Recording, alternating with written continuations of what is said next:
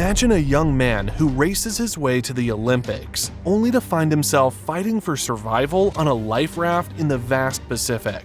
That was Louis Zamperini, an Olympic track star whose life took a dramatic turn when he became a prisoner of war in World War II.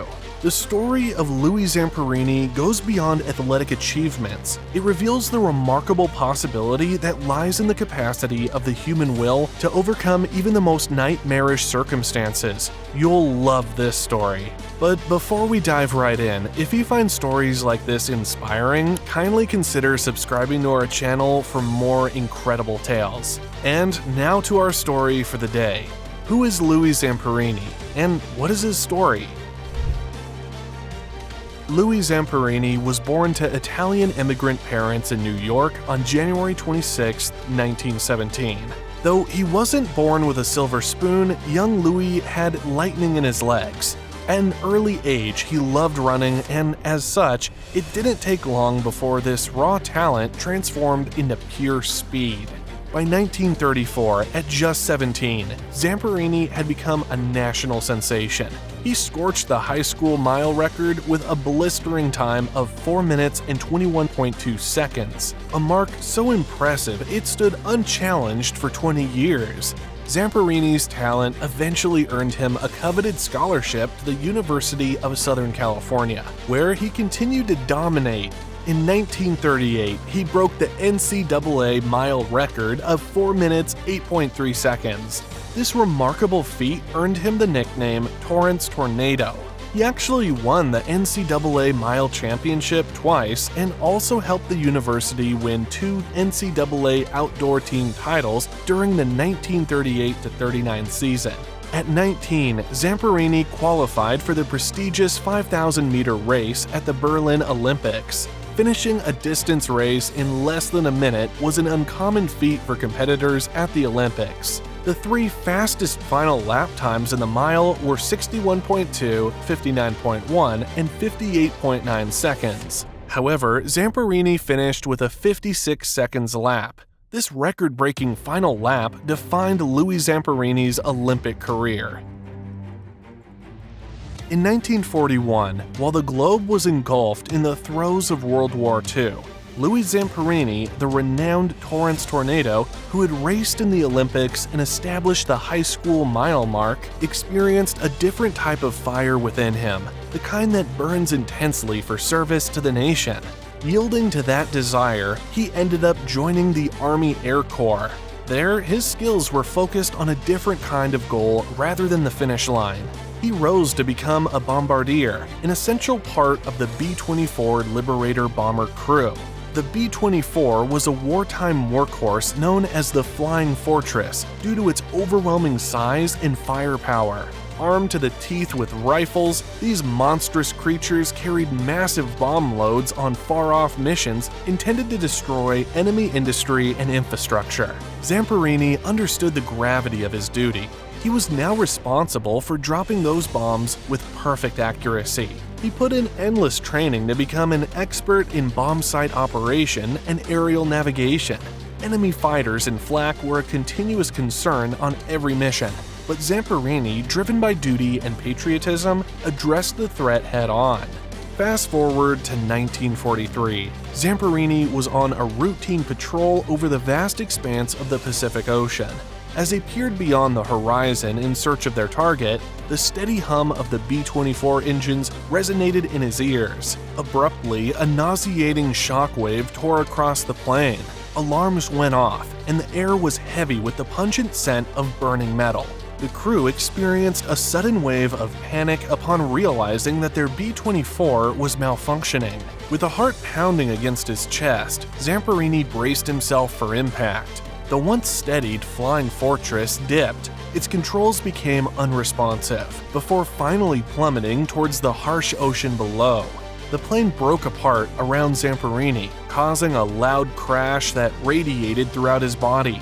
His lungs burned as he emerged from the whirling water, shaken, wounded, and alone in the immense expanse of the Pacific. The battle for survival began. Amidst the wreckage, Zamperini spotted 2 other figures, his pilot, Russell Phillips, and the tail gunner, Francis McNamara. He was relieved for a moment seeing them. However, with meager supplies and an uncertain future unfolding before them, the joy didn't last long. Their survival raft, barely clinging to the wreckage, was their only lifeline. Zamperini knew the fight was far from over. Days came and gone.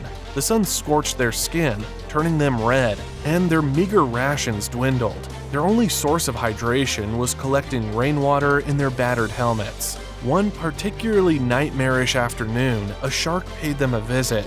The shark circled the raft. Desperate to scare it away, Zamperini banged on a metal flask with a piece of debris, the clanging sound echoing across the water. Fortunately, after a tense few moments, the shark seemed to lose interest and disappeared into the murky depths. Another afternoon, a Japanese Zero fighter plane appeared in the horizon. While they were sitting ducks in their rickety raft, the plane swooped low, with its machine guns blazing. Zamperini threw himself face down into the raft, bracing for impact. Bullets ripped through the air around them, the fabric canopy of the raft shredding under the hail of gunfire. Luckily, the strafing run ended and the plane roared away. Days turned into weeks. With each new day, they hoped for a miracle of deliverance. Their bodies ached from exhaustion, and the unrelenting seclusion threatened to break their spirits. Their ordeal at sea finally came to an end, not with a joyous rescue, but with a horrifying twist. After 47 grueling days adrift, their raft drifted onto a Marshall Islands atoll controlled by the Japanese. Relief at reaching land was quickly replaced by the brutal reality of becoming prisoners of war. Can you imagine enduring such an ordeal and, in the end, only to become a prisoner of war? Let us know your thoughts in the comments below.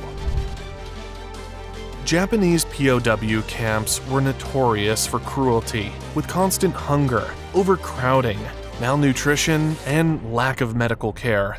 Also, work details were grueling, and any perceived disobedience was usually met with brutal punishment. The guards, fueled by wartime hatred, reveled in inflicting misery. One particular guard, a man known only as the Bird, Mutsuhiro Watanabe, singled out Zamperini for his relentless torment. Watanabe subjected Zamperini to constant physical and psychological abuse, daily beating, and all sorts of maltreatment. The psychological abuse was perhaps even more devastating. Watanabe constantly taunted Zamperini, mocking his Olympic past and his dwindling physical strength. One time, Watanabe promised him a better treatment in exchange for propaganda broadcasts denouncing America. Despite Watanabe's constant pressure, Zamperini refused to participate in any propaganda broadcasts that would denounce his country.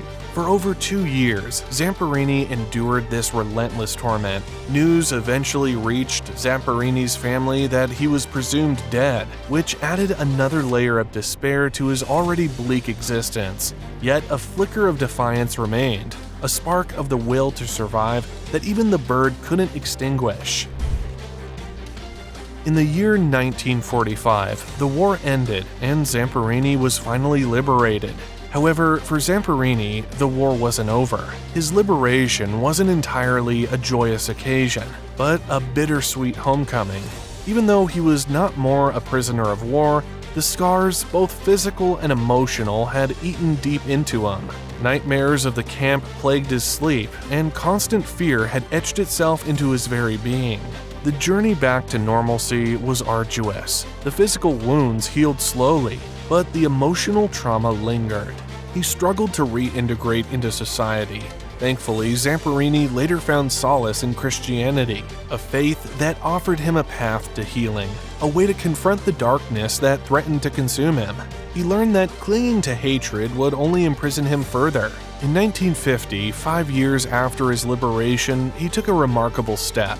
A trip back to Japan to face his captors. The trip to Japan was an emotional roller coaster. He met with other former POWs, sharing their stories and the burden of their shared ordeal. He even visited some of the guards from the camp, seeking reconciliation. However, the most anticipated encounter never materialized. Mutsuhiro Watanabe, the Bird, who had tormented him for years, refused to meet with Zamperini. Nonetheless, Zamperini found peace by letting go of the hate that had consumed him for so long. Even in the absence of Watanabe's apology, Zamperini had achieved a remarkable victory. He had freed himself from the shackles of his past. Freed from the horrors of war, Zamperini's spirit, though battered, wasn't broken. He emerged with a renewed purpose, one that transcended his own suffering. He became a motivational speaker whose message resonated with audiences across the nations. In 1950, he established Victory Boys Camp, a haven for troubled youth. Drawing on his own struggles, Zamperini provided a place of guidance and support, helping young men navigate the challenges of life. In 1984, Zamperini had the incredible honor of carrying the Olympic torch. His triumphant return to the Olympic stage, even though not as a competitor, was as an inspiration to many.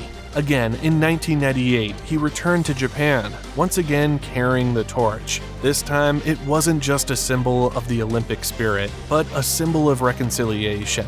Louis Zamperini's story goes beyond the realm of personal experience. Books like Unbroken detailed his harrowing experiences, captivating readers with his tale of survival and forgiveness. Also, the 2014 film of the same name, Unbroken, further immortalized his legacy. Have you read Unbroken or watched the film? If you have, feel free to share your thoughts in the comments below. Louis Zamperini's extraordinary life's journey came to an end in July 2014 at the age of 97. From Olympic glory to the harrowing survival at the Pacific and Japanese POW camp, Zamperini's story is an inspiration of hope, courage, resilience, and ultimately, forgiveness. His story will continue to remind us that even in the darkest of times, the will to survive and the power of forgiveness can light the way. If this incredible story moved you, be sure to subscribe to our channel for more inspirational tales like this. And don't forget to click the bell icon so you never miss an update. Also, do well to like and share this video to keep the legacy of hope and resilience alive in the memory of Louis Zamperini.